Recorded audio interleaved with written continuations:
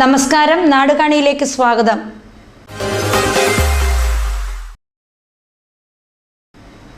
Cyber ലോകത്തെ തട്ടിപ്പുകളുടെ മുന്നറിയിപ്പുമായി ജില്ലാ പോലീസ് മേധാവി വി അജിത് രംഗത്ത്. പത്തനംതിട്ട ജില്ലയിൽ നിരവധി പേർ ഇങ്ങനെ തട്ടിപ്പിന് ഇരയായ സാഹചര്യത്തിലാണ് ജില്ലാ പോലീസ് മേധാവി പൊതുജനത്തിന് മുന്നറിയിപ്പുമായി രംഗത്ത് വന്നിരിക്കുന്നത്. സൈബർ ലോകത്തെ നവനീത രീതികളിലുള്ള തട്ടിപ്പുകൾ ഉൾപ്പെടെ എല്ലാത്തരം തട്ടിപ്പുകൾക്കെതിരെയും ജനങ്ങൾ ജാഗരൂകരായിരിക്കണമെന്ന് ജില്ലാ പോലീസ് മേധാവി വി അജിത് IPS പറഞ്ഞു. സൈബർ ലോകത്തെ പുതിയ തരം തട്ടിപ്പുകളെ സംബന്ധിച്ച് നടത്തിയ പത്രസമ്മേളനത്തിൽ സംസാരിക്കുകയായിരുന്നു അദ്ദേഹം. ഉയർന്ന പോലീസ് ഉദ്യോഗസ്ഥൻ ചമഞ്ഞ യൂണിഫോമിൽ പ്രത്യക്ഷപ്പെട്ട് വീഡിയോ കോളുകളിലൂടെ തട്ടിപ്പുകൾ നടത്തുന്നത് ഉൾപ്പെടെയുള്ള സംഭവങ്ങൾ രാജ്യത്ത് വർദ്ധിച്ചു വരുന്നതിൻ്റെ പശ്ചാത്തലത്തിലാണ് ജില്ലാ പോലീസിൻ്റെ മുന്നറിയിപ്പ്. ഇത്തരത്തിലുള്ളതുൾപ്പെടെ എല്ലാത്തരം സൈബർ തട്ടിപ്പുകളെ സംബന്ധിച്ച് ജനങ്ങളെ ബോധവൽക്കരിക്കുകയും അവരെ രക്ഷിക്കുകയും ഉദ്ദേശിച്ചാണ് മുന്നറിയിപ്പെന്ന് ജില്ലാ പോലീസ് മേധാവി പറഞ്ഞു. ജില്ലയിലും ഇത്തരത്തിൽ ഒരുപാട് പേർ കബളിപ്പിക്കപ്പെടുന്നതും പണം നഷ്ടപ്പെടുന്നതുമായ സംഭവങ്ങൾ ഉണ്ടാകുന്നുണ്ട്. ഉന്നത സ്ഥാനങ്ങളിൽ ജോലി ചെയ്യുന്നവർ ഉൾപ്പെടെയുള്ളവർ ഇരകളുടെ കൂട്ടത്തിലുമുണ്ട്. നിയമപാലകനായ പോലീസ് ഓഫീസറുടെ പ്രൊഫൈൽ ചിത്രത്തോടു കൂടിയ ഫോൺ നമ്പറിൽ വിളിച്ച് യൂണിഫോമിൽ വീഡിയോയിൽ പ്രത്യക്ഷപ്പെട്ട് കുറ്റവാളികൾ ആളുകളെ ബന്ധപ്പെട്ട് നടത്തുന്ന തട്ടിപ്പുകളാണ് സൈബർ ലോകത്ത് ഏറ്റവും പുതിയത്. ബന്ധപ്പെടുന്ന ആളുകളെ വിശ്വസിപ്പിക്കുന്നതിനായി CBI, NCB, സംസ്ഥാന പോലീസ് തുടങ്ങിയവയിൽ നിന്നുള്ള യഥാർത്ഥ ഓഫീസർമാരുടെ പേരുകളിലായിരിക്കും അവർ ഉപയോഗിക്കുക.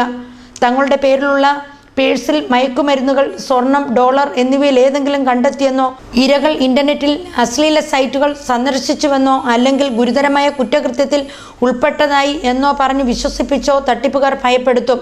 ഇത് ബലപ്പെടുത്താൻ വേണ്ടി വിളിക്കപ്പെടുന്ന ആളുടെ പേരിൽ വ്യാജ വാറണ്ടുകളോ FIRകളോ അയക്കും. വീഡിയോ കോളിനിടെ വിർച്വൽ അറസ്റ്റിലാണെന്നും തട്ടിപ്പുകാർ അറിയിക്കും. പണം നൽകിയാൽ കേസിൽ നിന്നും ഒഴിവാക്കാമെന്ന വാക്ക് നൽകും.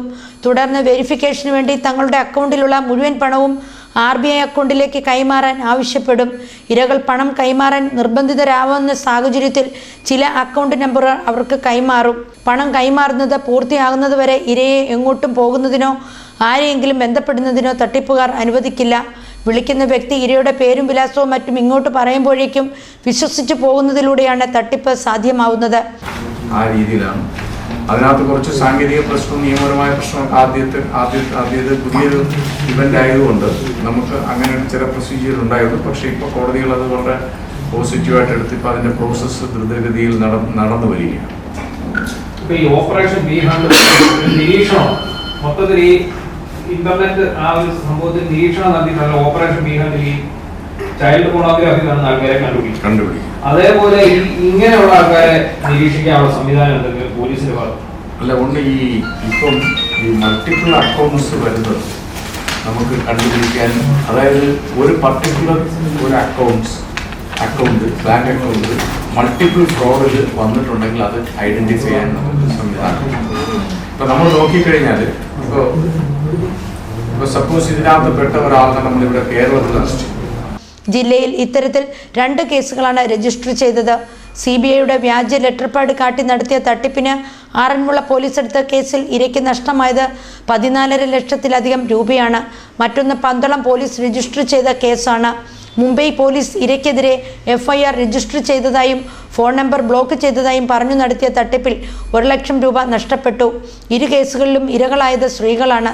നഷ്ടപ്പെട്ട തുകയിൽ 1 ലക്ഷം രൂപ ബ്ലോക്ക് ചെയ്ത് തിരിച്ചു പിടിക്കാൻ സാധിച്ചു. പാഴ്സൽ സർവീസിൽ നിന്ന് വെളിപ്പെടുത്തിയും തട്ടിപ്പ് വ്യാപകമാണ്. പേരും വിലാസവും എല്ലാം ഇതല്ലേ എന്ന് ഇരയോട് ചോദിച്ചു വിശ്വാസം നേടിക്കഴിഞ്ഞ് ഒരു പാഴ്സൽ നിങ്ങളുടെ പേരിൽ വന്നത് സ്കാൻ ചെയ്തപ്പോൾ അതിൽ മയക്കുമരുന്ന്, സ്വർണം, ഡയമണ്ട്, ഡോളർ മുതലായവ ഉള്ളതിനാൽ മാറ്റിവെച്ചിരിക്കുകയാണ് എന്നറിയിക്കും. പോലീസ് അറിഞ്ഞാൽ കേസാകുമെന്നും അത് ഒഴിവാക്കണമെങ്കിൽ പണം വേണമെന്നും തുടർന്ന് ആവശ്യപ്പെടുകയാണ് തട്ടിപ്പുകാർ ചെയ്യുക. ഫെഡെക്സ് ഫ്രോഡ് എന്നും ഇത്തരം തട്ടിപ്പുകൾ അറിയപ്പെടുന്നു.